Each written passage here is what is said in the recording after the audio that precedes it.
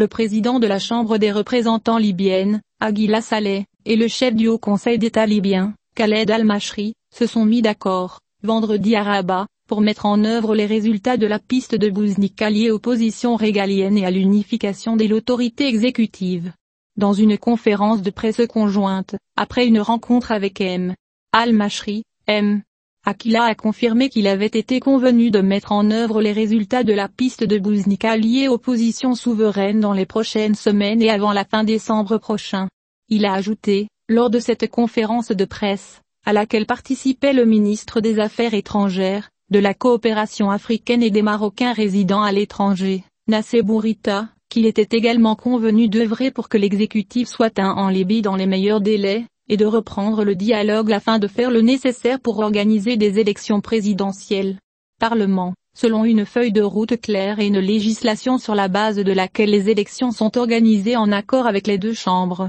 À cette occasion, le président de la Chambre des représentants libyenne a hautement apprécié le rôle joué par Sa Majesté le roi Mohamed V, toujours soucieux de la stabilité de la Libye et du maintien de son sol et de son intégrité territoriale, exprimant ses vifs remerciements à Sa Majesté le roi, le gouvernement marocain et le peuple marocain frère pour l'aimable accueil et la généreuse hospitalité. Pour sa part, M. al-Mashri a confirmé qu'il avait été conclu que la division des institutions a aggravé la crise, et pour cela, il était nécessaire d'unifier ces institutions, notant qu'il a été convenu de poursuivre l'entente concernant les procédures nécessaires pour la tenue d'élections présidentielles et législatives dans les meilleurs délais. Il a souligné que l'unification des institutions régaliennes et du pouvoir exécutif ouvrira la voie à la tenue de ces élections dans les meilleurs délais. À cet égard, le président du Conseil suprême a rappelé la réunion tenue par la Chambre des représentants et le Haut Conseil d'État à Bouznika, qui a abouti à un accord sur l'unification du pouvoir ou des institutions régaliennes,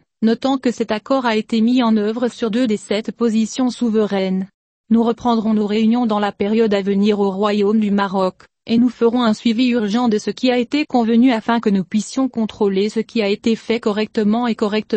a-t-il ajouté. À son tour, M. al-Mashri a exprimé sa gratitude à Sa Majesté le roi et au gouvernement marocain pour leurs efforts en faveur de la stabilité de la Libye, soulignant que ces efforts remontent à 2014, lorsque le Maroc se distanciait de tout conflit essayant de se réunir et de trouver des solutions, en accueillant les parties libyennes sans ingérence.